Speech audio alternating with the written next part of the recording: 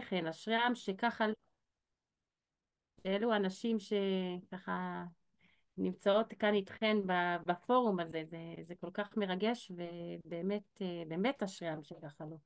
אז זהו. אמ, אני גם רוצה לבקש, אם אפשר, שגם אם אתן סורגות, אוכלות, מקפלות כביסה, גם אם יש נציגים קטנטנים מתוקים, בבקשה, נא לפתוח את המסך. אני כל כך רגילה לפעמים לדבר אל עצמי. מישהי נסעה איתי היום בטרמפ ואמרה לי, את מדברת אליי? אמרתי, לא, אני מדברת אל עצמי ועל הנהג הפוטנציאלי שאולי שומע אותי מעבר. אני רגילה לדבר אל עצמי, אבל אני כל כך אשמח שתפתחו את המצלמות, את המסך פה. אם אנחנו באמת במרחק שזה מאפשר דרך הזום, אז לפחות שאני אראה דמויות שאני לא רק מדברת אל עצמי, רק אל עצמי ידעתי לדבר. אז זה באמת שמח אותי, ואתן מוזמנות להיות בפיג'מה, לא יודעת, מה שאתן רוצות, אם זה אפשרי, רק אם זה אפשרי. בסדר, אז זהו, אז אנחנו נתחיל, רק אני אשמח, נעמה, לאיזושהי הערכה, כאילו, עד מתי אנחנו אמורות למשוך את הלימוד שלנו? עד 9:30. אוקיי, בסדר גמור. עד 9:30. אז זהו, אז אני באמת כיוונתי לדעת גדולות לחגית, ואני רוצה באמת להתמקד בכמה מהנקודות שהיא הזכירה. אנחנו נמצאות ככה, לא צריכות להתנצל, מי שלא פותחת, אני דנה לכף זכות, אני מבינה מאוד, אבל מי שעוסקת בדברים נוספים, אני סוג של רקע כזה, זה מצוין, רק כשאני אראה פנים, זה נותן לי קצת חיות לראות את האנשים, לראות את הקולות הפוטנציאליים. אז לא צריך להתנצל, באמת, אני ממש באמת דנה אתכם לגמרי כף זכות, עצם השעה, המציאות הזו שאתם בוחרות לשבת יחד סביב תכנים של תורה, זה לא מובן מאליו. אז זהו, אז אנחנו באמת נמצאות בימים של ספירת העומר, שמעיקר הדין, נקרא לזה, בתחילת הסיפור, אלו היו ימים באמת משמחים מאוד, בין יום, כן, חג הפסח, היום שיצאנו בו ממצרים, קריעת ים סוף, לבין חג מתן תורה, וכל שבוע ושבוע בספירה הזו אנחנו אמורים באמת להתרומם לקראת קבלת התורה, מעם של עבדים ועבדות, וגם במישור האישי להתנער מכל המיצרים ומכל הקשיים לקראת קבלת התורה. אלו ימים שבאמת היו אמורים להיות ימים של כמעט כמו חול המועד, במובן הזה של התעוררות והעצמה באמת רוחנית מאוד גדולה, וחיבור לקדוש ברוך הוא ולערכי הנצח שלנו, במגמה לקבל את התורה. אממה, יש לנו ככה ציון של יום, של בעצם מותם של תלמידי רבי עקיבא, ואז אנחנו מוצאות שנכנסים מנהגים פה של אבלות בתוך ימי הספירה. והימים האלה באמת מסתיימים, יש כאלה שממשכים את הימים עד שבועות, אבל באמת המקור הראשון שכתוב שעושים איזשהו שמחה ומעט חג בל"ג בעומר, הוא מופיע, אם יש מישהי יודעת איפה זה מופיע, כי אנחנו היום רגילות, ככה ברוך השם פה במדינת ישראל, בארץ ישראל, לחשוב על זה שעולים לקבר רבי שמעון בר יוחאי, ואנחנו ככה מעצימות את קבלת התורה הנסתרת שלו עם יום פטירתו, החשיפה, מה שנקרא, של הזוהר, של כל תורת הסוד, הקבלה. אבל האזכור הראשון שיש באמת של השמחה הזאת של ל"ג בעומר, זה עוד הרבה קודם, עוד לפני רבי שמעון בר יוחאי. זה מנהג שהתקבל דווקא בארץ ישראל. הארי, כן, הקדוש, מוזכר שהוא מציין את היום הזה במעט חג. אבל לפני כן, באמת מי שיודעת איפה זה מופיע, מה המקור הראשון שיש לנו ליום שמחה בל"ג בעומר, שתיקת פסקו תלמידי רבי עקיבא מלמות. נכון, שפסקו תלמידי רבי עקיבא מלמות, ואני רוצה רגע לעצור בנקודה הזו אבל ולשאול כאילו, שאלה. בכללי, אה, נו, כאילו, קיצור, הסתבכתי. רבי שמעון שנפטר זה לא הרבה אחר כך, כאילו, למרות שזה לא הרבה אחרי מות רבי עקיבא, כאילו, פסקו מלמות. למרות שזה היה הרבה אחרי. הרבה, כן, זה אחרי. רבי שמעון הוא תלמידו של רבי עקיבא, נכון, אבל לדעת, זה כאילו די יותר זמן. אבל רבי שמעון בר יוחאי נפטר אחרי שכבר כל ה-24 אלף האלה היו התלמידים הראשונים של רבי עקיבא שהם פסקו מלכות, והוא מבין חמישה החדשים. אז כן. אנחנו מדברים על איזשהו פסק זמן כאן, תקופה אולי מוגדרת היסטורית כאותה תקופה, אבל כמה עשרות שנים זהו, קראתי אחר כך. היסטוריה, נכון, כן, כן, כן, נכון. זו תקופה אחרת, אבל זה המשך של אותה יחידה כן, בזמן, בסוף אבל זאת יש כאן ציון זמן אחר. והמקור הראשון באמת מובא שפסקו תלמידיו של רבי עקיבא מלמות, ואני רוצה לשאול ממתי בעם ישראל אנחנו חוגגים את העניין הזה של סיום של אירוע טרגי כמו מוות. זאת אומרת, אנחנו יכולים לציין, כן, להבדיל במדינת בט"ו ישראל, באב. אז ממש, זה ממש דומה לט"ו באב, שפסקו, כן, מלמות מתי המדבר, נכון, או שנקברו הרוגי בית"ר. אז מה הסיפור הזה של הדבר הזה, שאנחנו מציינים פה סוף של מוות, אני אומרת, להבדיל בימינו במדינת ישראל היום, אפשר אולי לציין, לא יודעת, מרד גטו ורשה, או יום השואה, כאילו, אבל מתי עושים מזה חג, מעט חג, כן? ל"ג בעומר זה יום שבאמת אמור להיות יום שהוא מאוד מאוד שמח. אני לא יודעת אם משרד החינוך מחובר לזה במאת האחוזים, או כל מוסדות האקדמיה שלנו, אבל זה אמור להיות באמת יום עם המון המון שמחה, והשאלה היא, מה כל כך משמח כאן? שבעצם אנחנו צריכים להודות בוודאי על זה שוואו, התלמידים פסקו מלמות במגפה הנוראית, שהם לא נהגו כבוד זה בזה. אבל מכאן ולהפוך את זה ליום שהרמ"א הוא הראשון שכותב, ואני ככה מקריאה לכם, באמת הוא אומר שמסתפרים החל מיום ל"ג בעומר ומרבים בו קצת שמחה ואין אומרים בו תחנון. וכן, הוא אומר, כן, ביום ל"ג בעומר מרבים בו במשתה ושמחה, כן, ויש שם הערות על עוד פרשנויות, וזה בסדר. אבל זה יום שמסתפרים, אחרי שלא הסתפרנו, כן, כמנהג האבלים, ומרבים בו קצת שמחה ואין אומרים בו תחנון. כמה דיונים היום יש שאומרים תחנון או לא, בכל מיני ימים שאנחנו מציינים, כמו, אני אומרת, נגיד יום העצמאות במדינת ישראל. אז לא אומרים בו תחנון, ואני שואלת על מה השמחה הגדולה? על מה השמחה הגדולה?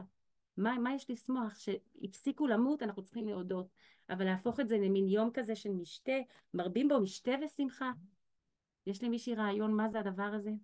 שבאמת יש כאן מעבר להודיה לקדוש ברוך הוא, שאולי צריך לציין באמת את כל תלמידי רבי עקיבא באיזושהי צורה, בוודאי, בסדר גמור, אבל לשמוח יום משתה שפסקו מלמות, שהטרגדיה הנוראית הזו של מוות בלתי פוסקת, 24 אלף הפסיקו באמת למות, אז אנחנו חוגגות. חוגגים? אז אני באמת רוצה לצלול לעומק העניין הזה, ואני רוצה, יש לכם רעיון מה העומק של הסיפור? למה אנחנו חוגגים ביום שפסקו מלמות? יש למישהי ככה משהו לומר לנו? מה היא חושבת? מה... זה ממש מוזר, במיוחד, זה ממש מוזר, כי כאילו היום אנחנו בחיים לא כאילו, לא יהיה שמחה מזה שהפסיקו למות, כאילו, במלחמה. כאילו, זה מאוד מוזר, מהמם. כאילו, מחזקת אותי, תודה. לא חוגגים את זה. בשאלה. זה מוזר, זה מה שאני- נכון? נכון, זה מוזר, זה מוזר. זה נראה לנו תמוה, לכאורה, מאוד. אפילו הפוך, כמו שאמרנו מקודם, בעצם המבט שלי על יום העצמאות הקרוב זה שאיזה יופי שיש מדינה, כי אם לא הייתה מדינה אז באמת היה טבח הרבה יותר גרוע. וכשיש את הקולות האלה של בואו לא נחגוג את יום העצמאות, אני לא מצליחה להכיל את האירוע הזה, את האמירות האלה. לגמרי. אה, לגמרי, וזה אבל ממש עדיין, מתחבר ליום העצמאות, כי אנחנו בתוך התווך הזה שעכשיו באמת בין יום הזיכרון ליום העצמאות, יום הזיכרון לשואה ליום הזיכרון לחללי, כן, ויום העצמאות, זה ממש ממש מתחבר. אז מה את אומרת בעצם? מה את אומרת בעומק של העניין? לחגוג את הפסקת כן חזקה לי השאלה, כי בסוף יש הבדל גדול בין להגיד משהו שלא קרה, או משהו מאוד מאוד טוב שקרה, לעומת פסקו מלמות, זה לא מספיק. זה לא מספיק חזק, באמת. לא... לכאורה זה לא מספיק חזק, ולא אומרים תחנון זה ערימה, השולחן ערוך בכלל לא מביא את זה, כן? זה ערימה על השולחן ערוך, בהלכות ספירת העומר, אבל לכאורה באמת, מה הסיפור פה? מה אנחנו חוגגים? עכשיו אני אומרת, שוב, גם הצטבר נוסף לזה העניין של פטירתו של רבי שמעון בר יוחאי, אבל זה משהו שעל גבי זה, ככה, זה יצטרף לנו ביחד. אבל המקור הראשון הוא באמת על שפסקו תלמידיו, כמו שנאמר פה, של רבי עקיבא מלמות, ועל זה עושים יום משתה ושמחה, ומרבים בו במשתה ובשמחה, ומרבים בו קצת שמחה, וגם כן אפשר להסתפר החל מל"ג בעומר. באמת יש איזשהו דיון אם פסקו מלמות בל"ג בעומר, או בתחילת ל"ד, רובו ככולו, אבל רוב הפוסקים, רובם באמת אומרים שמל"ג בעומר אנחנו בתודעה של המעט חג הזה. אז על מה אנחנו שמחים? על מה אנחנו שמחים? אז אני לרגע רוצה לחזור אחורה כדי לענות על השאלה הזאת, ולשאול רגע, מי זה רבי עקיבא, כן? אנחנו יודעות שרבי עקיבא התחיל אנאלפבית כזה, שלא ידע קרוא וכתוב, והתחיל ללמוד תורה רק בגיל 40, נכון? והוא היה באמת חבר של כל מיני בריונים באותו הדור, אומרים לנו. ולא רק זה, אלא שאפילו היה לו קשה מאוד עם גדולי ישראל, והוא ביקר אותם, ואמר שאם יהיו לו תלמיד, כן, אם יהיה לו תלמיד חכם לידו, אז הוא ינשוך אותו כמו חמור, לא כמו כלב, אלא כמו חמור שממש שובר את העצמות. נראה באמת אחד פרחח, גנגסטר, בריון, לא יודעת איך לקרוא לזה, שרחוק מהתורה. ומה קורה? אנחנו באמת נחשפים בגמרא, במספר גמרות, כן, לקורות החיים שלו, ואנחנו מגלים שיש יש אישה שבעצם מזהה ברבי עקיבא משהו, ונותנת בו, נקרא לזה אמון, והיא, למרות כל מה שעכשיו אמרנו, כן, זה לא איזה מיוחס גדול של איזה תנא, או לא יודעת, איזה גדול בתורה, מישהו, אנחנו מדברים על רחל, שהיא ביתו של אחד מעשירי העולם דאז, של כלבא שבוע, שהיא רוצה להתחתן עם רבי עקיבא, והיא אומרת לו שאם הוא יתחתן איתה, זה בתנאי שמה? הוא צריך ללכת וללמוד תורה. ואני שואלת אתכם, איך היא נותנת בו אמון, וכן, באמת זה ממש מתחבר לדברים של חגית, היא מפה, היא לא פה, אבל אנחנו בעצם שואלים, מה היא רואה בו? איך היא לוקחת כזה הימור? איך היא מוכנה לקחת כזה סיכון? בן אדם שלא מחובר בכלום, יוצא גם, כן, הוא מעיד על עצמו. אמר רבי עקיבא, כשהייתי עם הארץ, אמרתי, מי ייתן לי תלמיד חכם ונשכנו כחמור. זה מובא בגמרא בפסחים. אז מאיפה בא לרחל באמת התושייה, התובנה, שבסוף יצא לנו רבי עקיבא, שמי זה רבי עקיבא? אנחנו צריכים להבין מי זה רבי עקיבא. קודם כל, משה רבנו, שהקדוש ברוך הוא מראה לו את רבי עקיבא, הוא טוען בפניו, רגע, יש לך את רבי עקיבא, אז למה אתה נותן את התורה על ידי? הוא רואה אותו דורש על כל כתר וכל תג וכל פיפס בתורה. דבר נוסף, מי זה רבי עקיבא? הוא זה שהוא הקים, כן, עולה של תורה ובית מדרש, אחרי שהוא היה עם הארץ רק מגיל 40, אז נכון, נהרגים לו כל ה-24,000, אבל עם התורה של רבי עקיבא אנחנו גם יוצאים לגלות הזו. עם התורה של רבי עקיבא תלמידי הגר"א בעצם בונים את אמונתם ותורתם, ואחר כך חוזרים גם כן הרב קוק ותלמידיו, ובאמת חוזרים לעם ישראל, עם ישראל חוזר לארץ ישראל. זו התורה שמלווה אותנו בכל הגלות. כל התנאים, אמוראים, הם תלמידיו של רבי עקיבא. כל התורה שהוא מקים אחר כך, זו תורתו של רבי עקיבא שמלווה אותנו ומחזיקה אותנו 2000 שנות גלות. איך היא ידעה לזהות שיש פה בכלל מישהו כזה? וגם בואו נחשוב רגע על רבי עקיבא, אז הוא מצליח לבנות בית מדרש עם 24,000 תלמידים, בתנאים באמת קשים מאוד, כי ברגע שהיא מחליטה להתחתן איתו, אבא שלה בעצם אומר לה שהיא לא תקבל ממנו אגורה, והם חיים בתנאים של עוני, ואנחנו מכירים כמובן שבאמת הם נמצאים במקום, כן, כמו איזה צריף כזה עם תבן. הוא אומר שאם היה לו את התכשיט הזה, כן, אם היה לו כסף, הוא היה נותן תכשיט שנקרא ירושלים של זהב וכולי, אבל הם חיים בתנאים של עוני, חבל על הזמן התיאור שמובא שם בגמרא. מאיפה יש לה את הכוח לשלוח אותו ל-12 שנות לימוד תורה, ואחר כך לעוד 12 שנים. והוא חוזר עם בית מדרש של 24,000 תלמידים. מה היא רואה שם? מאיפה היא מזהה? וכל התנאים מסביבה, הגשמיים, המשפחתיים, החברתיים, כל מי שהכיר את רבי עקיבא לפני כן יגידו פרחח, הוא בריון, הוא גנגסטר, חבל על הזמן. אז מאיפה היא נותנת בו את האמון הזה? מי שיודעת... אני לא יודעת מאיפה היא נותנת את האמון, אבל נראה לי זו תכונה משותפת של שניהם, כי שניהם יודעים להסתכל על הפוטנציאל בצורה מאוד מאוד עמוקה. ואני קצת מתחבר לדברים שאמרתי מקודם, על זה שאתה מתעלם מהמציאות ואתה מסתכל רק לעומק, רק לרוח של הדברים, בלי להתפתות לחיצוניות. אתה לא נותן לעובדות לבלבל אותך. אתה חד חדור משמעית, מטרה, כן, וואו, לגובה. ממש, זה בדיוק. מוטיב שבאמת חוזר אצל הגיבורים הגואלים, נקרא לזה אנשי הגאולה, שהם מובילים גאולה בעם ישראל דור דור, שמצליחים לראות את המעבר. זאת אומרת, הם לא נותנים לעובדות בשטח לבלבל אותנו. אני אגיד, יש לי עדיין קרובי משפחה בארצות הברית שעוד לא מצאו את הזמן הנכון ב-40 פלוס שנים שההורים שלנו כבר בארץ, ברוך השם העלו אותנו, מתי לבוא למדינת ישראל, כי זה עוד לא בטוח פה, זה אף פעם לא הייתה תקופה בטוחה, ובאמת לפי העובדות אנחנו בקושי נקודה על הגלובוס, זה לא הגיוני, כל השכנים שלנו רוצים לכלות אותנו בכל דור ודור, כמו שאנחנו יודעים לצערנו עוד יותר בימים האחרונים, החודשים האחרונים, אבל באמת יש כאן איזושהי נקודה של אמונה, של מבט למרחוק, כן, לא לתת למציאות המרה והסטטיסטית נקרא לזה לבלבל אותנו. אז מה, היא מהמרת פה אבל על כל הקופה. אז יש כאן משהו משותף, כי אנחנו מכירים מרבי עקיבא, בטח את מתייחסת נעמה לכך שאנחנו מוצאים אחר כך אחרי החורבן את רבי עקיבא שהוא מסתובב כן בהר הבית והוא רואה את השועלים והוא כבר יודע שאם הנבואה הזו של החורבן התקיימה אז עוד עתידה בעזרת השם להתקיים במהרה בימינו הנבואה של בניית הבית, כן, של הגאולה השלמה בעזרת השם יתברך. אבל מאיפה יש לה את הביטחון הזה? ואני באמת אנחנו רואים שיש כאן קשר מאוד מאוד גדול בין האמון שרחל נותנת ברבי עקיבא, ברוך השם, כן, לאורך כל המהלך גם העתידי שלו. אז מה כתוב על רבי עקיבא באמת כשהיא מוצאת אותו? במה היא משתכנעת כביכול?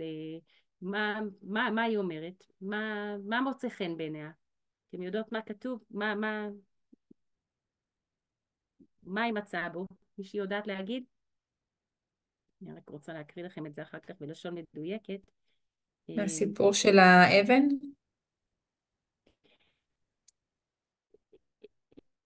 אנחנו שזה רק הבחירה שלו ללכת ללמוד, אני לא זוכרת בדיוק מה היה שם. מתעדת מה היא ראתה בו. היא אמרה שיש לו מידות ושהוא צנוע, שיש לו מידות טובות, כן, אני קוראת את זה בלשון עברית, אבל הגמרא מתעדת שבאמת מה היא ראתה בו, שיש לו מידות טובות ושהוא צנוע. ואני שואלת מה לזה ולכל התורה הגדולה והענקית הזו שיוצאת מבית מדרשו של רבי עקיבא. היא רואה בו שיש לו מידות וצניעות. מה אתם אומרות? מה הקשר ביניהם? הנה, כתוב ככה, ראתה ביתו של כלבא שבוע, אני בעצם קוראת את הגמרא בכתובות בעברית, מתורגמת מארמית, כן? שהיה צנוע ומעולה, כן? מעולה באמת במידות שלו. הוא היה עם צניעות. מה מיוחד בצנוע? תגידו לי אתם. מה זה אומר שמישהו צנוע?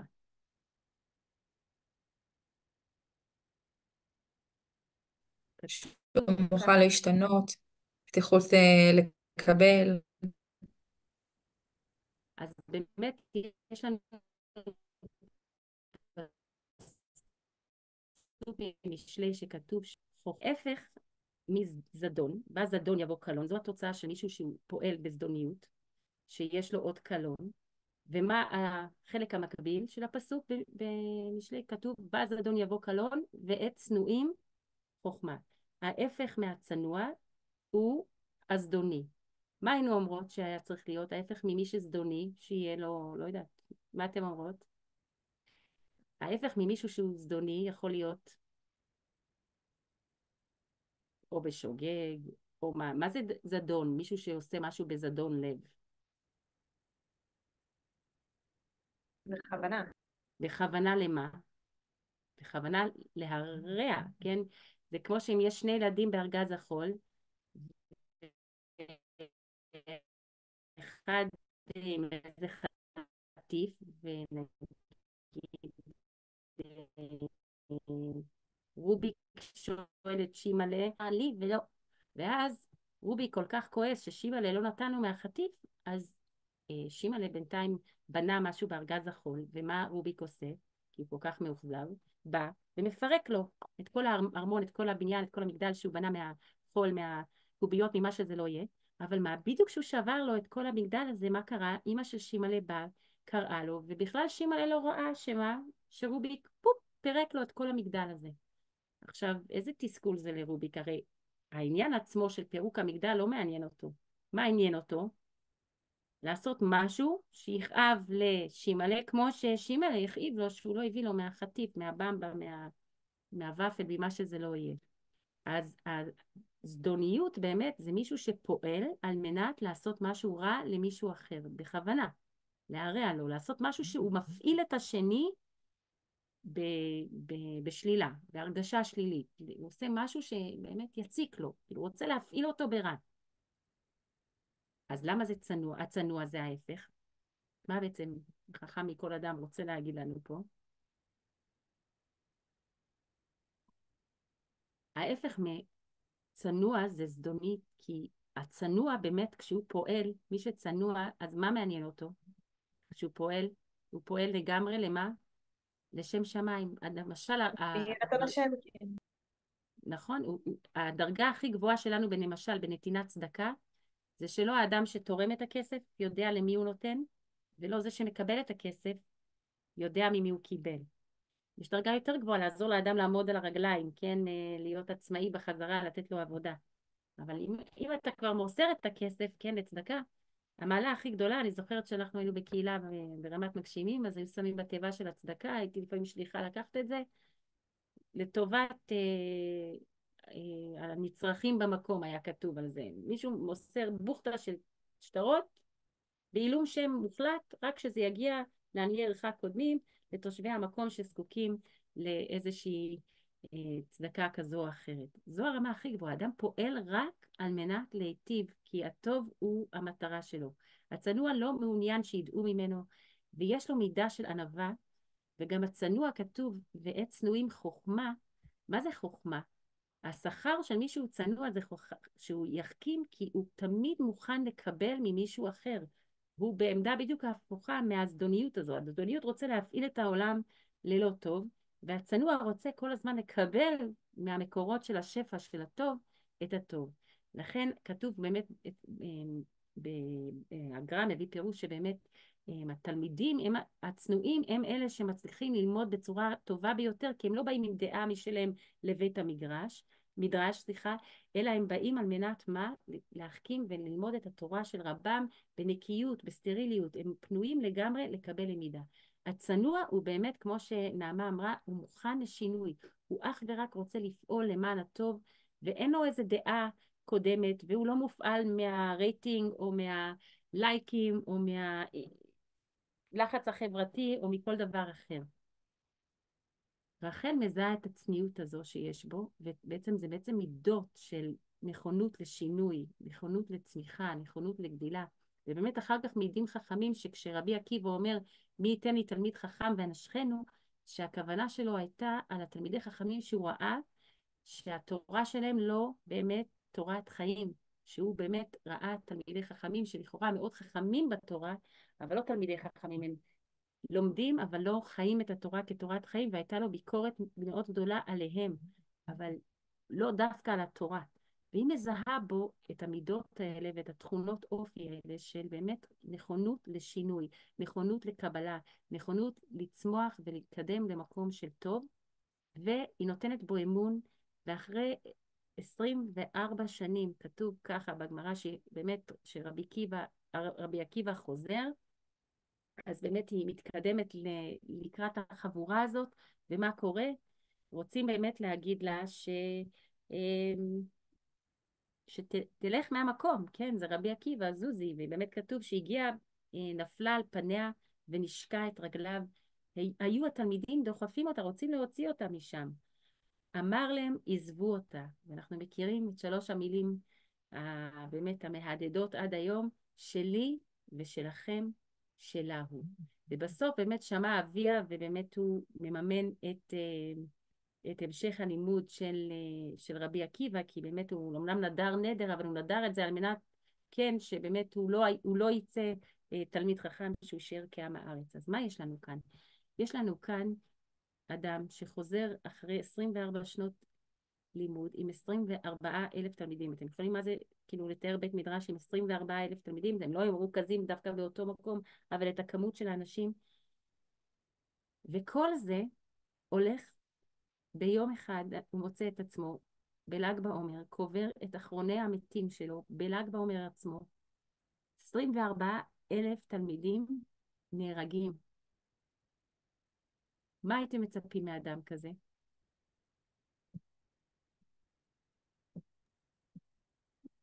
ייאוש. להתאבד, לעשות זיכרון. כן. כל האופציות לא מוצלחות כל כך, נכון? ייאוש טוטלי. זהו, אני שם את המפתחות ואני הולך להיות, לא יודע, רואה חשבון, רואה צאן שהוא חקלאי טוב, מה? ומדהים לראות כאן שיש פה מקור שבאמת מסביר את הכל. פתחנו ושאלנו מה העניין הזה של השמחה הגדולה בל"ג בעומר, על כך שמה קרה? שבסך הכל מה? יש כאן עצירה, כן, של מוות. אז מדוע אנחנו כל כך שמחים על העניין הזה? למה זה יום שהוא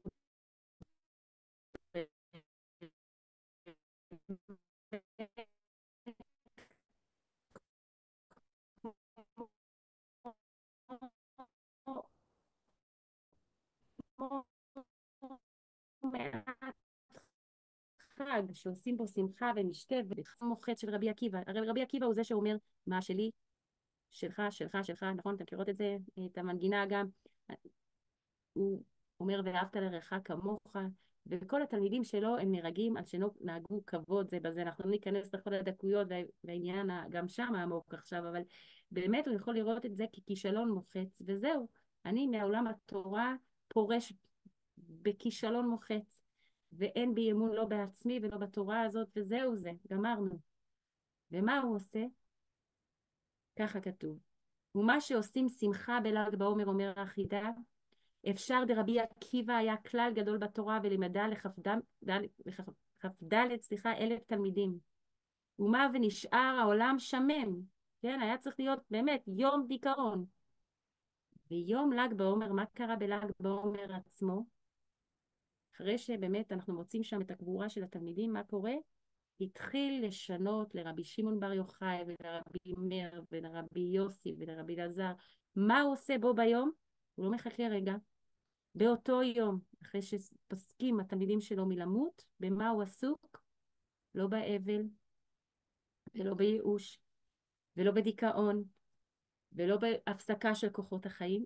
הוא הולך ומקים עולה של תורה עם 5 תלמידים בלבד. אבל מי זה 5 התלמידים האלה? רבי שמעון בר יוחאי, שאחר כך אנחנו מצרפים אותו לחגיגה הגדולה הזאת עם כל תורת הקבלה שלנו, הזוהר, ורבי מאיר, ורבי יוסי, ורבי יהודה, אלה גדולי העולם שלנו, התנאים הגדולים, ותלמידיהם האמוראים שאנחנו בזכותם נמצאים פה היום בבתי המדרש, שהבעלים שלכם נמצאים, מהתורה הזו אנחנו חיים את התורת חיים שלנו, המתוקה הזאת, ותורת הגאולה, שגם אחר כך עוברת, כן, רבי עקיבא והרמב"ם דורש על איך באמת המשיח יבוא והלכות, כל ההלכות שקשורות בגאולה, ויאור להם שהחזיר התורה, ולכך עושים שמחה. אני קוראת עוד פעם, מה שעושים שמחה בל"ג בעומר, אפשר, רבי עקיבא היה כלל גדול בתורה, ולימדה לכ"ד 1,000 תלמידים, ומהו, ונשאר העולם שמם, כאילו, מה, איך?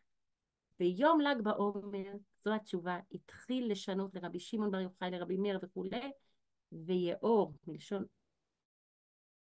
זיר התורה, ולכך עושים שמחה. זה המקור בעצם של החידה, בעצם על מה שכתוב בעצם בהגאות של הרמ"א על השולחן ערוך. השמחה שאנחנו קודם כל המקור הראשון לשמחה, למעין חג ביום ל"ג בעומר, זה שרבי עקיבא לא מוותר על התורה, והוא מקים בית מדרש.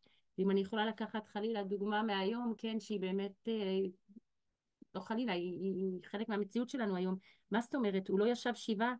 כל תלמיד, הבנים של אדם, אנחנו יודעים, התלמידים של אדם זה כמו בנים. כל אחד שם, תחשבו, 24,000 תלמידים. התלמידים זה כמו בנים, זה אבל נוראי.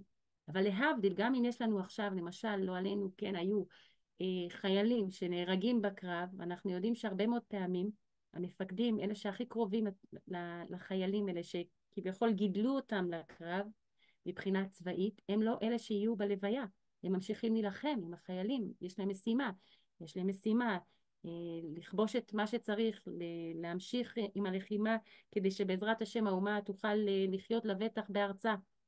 ואחר כך עוד בהמשך, הקצין, המ"פ, הזה, כל אחד בתפקידו הוא יגיע לנחם. אנחנו מוצאים שלדורות אנחנו בוכים על תלמידיו של רבי עקיבא, כי זה גם לימוד עבורנו איך התורה צריכה להיות בתוכנו, לדייק את לימוד התורה. שכן, אנחנו צריכים לנהוג בכבוד זה לזה. כמה הדקויות של בן אדם לחברו הן קריטיות לקיום התורה, בבחינת דרך ארץ שמתוך התורה היא מצמיחה את התורה, כן, אנחנו כל הזמן לומדים את זה דרך ספר הישר מבראשית וכן הלאה וכן הלאה, אבל אין אפשרות להתאבל בזמן שאנחנו צריכים להחיות את התורה הזאת, והוא לא מפסיק. ואגב, רבי עקיבא הוא זה שאחר כך נהרג. איך הוא נהרג? הוא נהרג על זה שהוא בעצם ממשיך להקהיל קהילות של לומדי תורה, למרות שהרומאים אוסרים את זה, הוא נתפס על זה, הוא יכל ללמוד תורה בשקט עם עצמו. אבל הוא יודע כמה כוח יש ללימוד של תלמידים ושל בית מדרש, וזה גם לימוד מאוד גדול, שאפשר גם על זה להרחיב מאוד. מה היסוד של תלמידים, של לימוד בחבורה? כתוב, אין ישראל יגלים אלא מתוך החבורה. כן, יש שיר שאהרון רזל שר אותו, שמביא את זה, לא מתוך הפחד ולא מתוך, אין ישראל יגלים, לא מתוך הצער וכולי וכולי, אלא מתוך 10 בני אדם שיושבים ושונים כל אחד, כן, הם שונים, לא בלשון שהם שונים אחד מהשני, הם משננים, הם לומדים אחד מהשני. זה הכוח של הגאולה שלנו. זו התורה שמחיה אותנו. וכתוב, ויאור להם שהחזיר התורה, ולכך עושים שמחה. ואם כבר הזכירו פה את המחנה המשותף בכוחות הנפש האלה שיש בין רחל שמזהה את הפנימיות, את הצניעות הזו, את המידות הטובות, את המעלות הגדולות האלה של רבי עקיבא, שיאפשרו לו להתבטל בפני התורה, בעצם להתרומם ולחיות את התורה על פי ההלכות, הכלים שנושאים את ערכי האלוקות שלנו בעולם. היא מזהה את הדבר הזה ולא מתייאשת מכל הסממנים החיצוניים ומהנידור הזה של אביה ושל הבוז מהחברה שהיא מקבלת ובעוני שהיא חיה ואיזה תנאים מחפירים. היא ממשיכה בזכות זה שהיא רואה למרחוק את האור הגדול של הפוטנציאל של הפנימיות פה של התורה, והמחנה המשותף הזה הוא גם מה שמלווה את רבי עקיבא. אותה הייתי אומרת מנת יתר של אמון שנותנת רחל ברבי עקיבא. רבי עקיבא נותן בעם ישראל ובקדוש ברוך הוא בתורה. כן, כשהוא רואה את השואלים הוא כבר רואה את האור למרחוק, זה אותו מבט, זה אותו מבט חיובי. יש לנו הרבה הלכות שקשורות בזה, ודן את כל האדם לכף זכות, ואיך אנחנו לא יכולים בעם ישראל אף פעם לשפוט מישהו, לחשוב שהוא רק על פי שמועה חס ושלום, השם, תמיד יש שמוע בין אחיכם, צריך לשמוע שני צדדים. כל אדם בישראל הוא קודם כל זכאי, אלא אם כן מוכח על ידי, כן, עדים ברורים שהוא השם. כמה השלכות יש לזה היום, השם יעזור וישמור לכל כך הרבה כיוונים. לצערנו שעוד אין לנו את המשפט היהודי העברי בתוכנו, אבל זה המבט של עם ישראל על העולם, שכל אדם הוא זכאי, אלא אם כן חלילה הוא יוכח אחרת. למשל בהולנד, להבדיל, אבל כן שם אם אתה מוציא שם רע על בן אדם, אתה נכנס, מקבל על זה עונש, אלא אם כן, כאילו, אם אין איזה ביסוס. הלוואי שאותו דבר הייתה פה איזושהי הרתעה, כוח שיפוט של הרתעה לדבר כזה, כי זה היסוד של הרעות, של הערבות ההדדית שיש לנו באומה. זה מתחיל בעזרת השם בתוך כל בית העין הטובה והלימוד זכות על אחד והשני, כן, בפרקי אבות אנחנו לומדים עכשיו דן את כל העם לכף זכות, זה הבסיס בעצם למבט ולתורה הגואלת מדור דור, וזה מתחיל פה עם רבי עקיבא, שאיתו אנחנו יוצאים עם תורתו לגלות, והוא נהרג על זה שהוא ממשיך ללמוד תורה וללמד תורה בחבורות, והוא לא מתייאש. ובאמת, הוא מת, אחד מעשרת הרוגי מלכות, אבל אין כמו רבי עקיבא שאנחנו זוכים היום באמת מתורתו לחזור למדינת ישראל בגאולה. ואני רוצה באמת לחזק את המקום הזה של רחל, שכתוב, באמת אם אנחנו מדברות על המקום של האישה בתורה, אז באמת בגמרא וברכות אתם בטח מכירות, שכתוב שבאמת נשים זוכרות, אז שהן בעצם שולחות את הבעלים, את הבנים, ללמוד תורה. אז זה לא שהן החברת הסעות בעם שהן שולחות אותה, כן?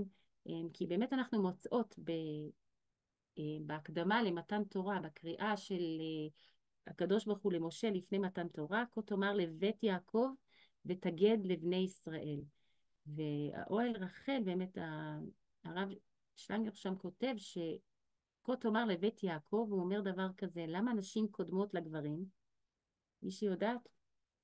לכאורה הגברים מצווים על יותר הלכות מהנשים, בפועל יש לנו ככה פטור מאיזה, לא המון, אבל כמה מצוות עשה שהזמן גרמן, כן, חושבים שזה המון, זה תלוי, אני תמיד שואלת את התלמידות שלי במדרשה, כמה זה? זה בין 9 ל-12 פלוס מינוס, תלוי איך סופרים אותם, אבל לכאורה היה צריך להתחיל עם הגברים אולי, כי הם מחויבים כביכול ביותר מצוות מעשיות. אבל הוא אומר ככה, אנו מוצאים אם כן שקבלת התורה וכל המעלות הקשורות בה, של ואתם תהיו לי ממלכת כהנים וגוי קדוש, השליחות שלנו כאומה, מתייחסות הן לנשים כאנשים, ולא עוד אלה שהקדימו את הנשים תחילה. אבל יש שוני אחד, הוא אומר, יש הבדל אחד בין הנשים לגברים, בכל מה שקשור לאופן קבלת התורה.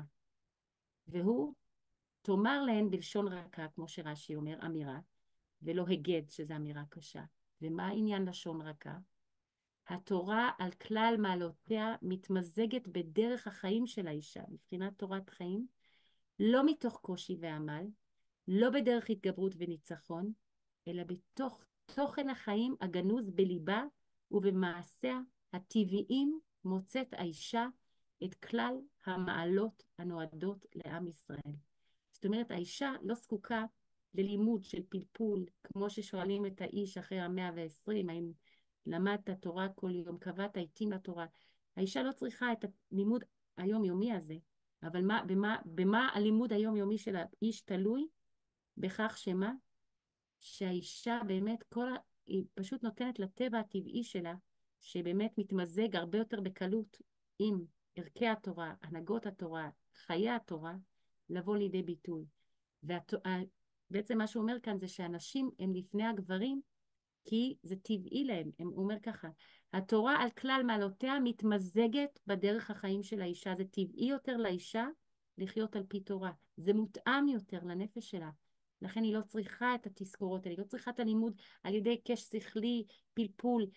אלו כלים שמקרבים את האיש לקרבת השם, לעבודת השם, להתרומם ולחיות את חיי הנצח דרך ההלכות והלימוד והפלפול והקש והסברה, דרך השכל, שם זה הכלי שלו להתרוממות ולדבקות בתורה. האישה לא זקוקה לזה, כי זה הרבה יותר טבעי לה, לא מתוך קושי ועמל, לא בדרך התגברות וניצחון, אלא בתוך תוכן החיים הגנוז בליבה. וכל אחת פה שברוך השם נמצאת ביוזמה הזאת, במיזם הנפלא, זה באמת ישר כוח נעמה לכל העוסקות במלאכה פה, היא בעצם מאפשרת את הלימוד הזה להמשיך, והיא שליחה של כל הגדולים שמסרו את הנפש על הלימוד התורה הזה, היא ממשיכה להחיות את עורק החיים הראשי של עם ישראל, במקום שגם אם היא לא זאת שלומדת אותה, שלי ושלכם שלנו. ואני רוצה עוד מקור אחד ברשותכם בחצי דקה האחרונה שאולי לא נשארה לי, אבל אני קצת לא מבטלת עליו. כן, זה בסדר, זה בסדר. רק עוד מקור אחד. או מתחיות מכל משפט נוסף שלך. לא, אז זהו, 9:30, אבל אולי זה עוד לא 31, אז כתוב ככה בפרקי בסדר. רבי אליעזר, כתוב ככה, רבי פנחס אומר, ערב שבת עמדו ישראל בהר סיני, נכון? בו' בסיוון.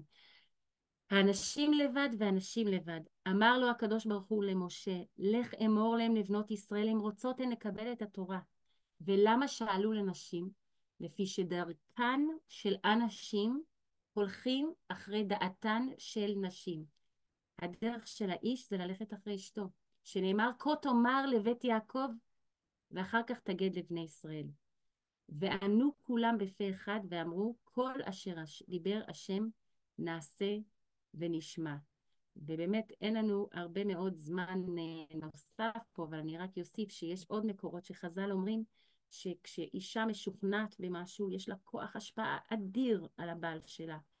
וכל אחת שאני זוכה לפגוש שמקימה בית, אני תמיד אומרת שאיך שהזוגיות תתנהל אחרי החתונה, בשמירה של כל ההלכות ובאמת הכלים להנכחת הערכים של התורה, גם עוד לפני הנישואים, אבל גם אחרי, זה תלוי רק, לא רק, תלוי בעיקר אבל באישה, כי האיש מבחינת זה הוא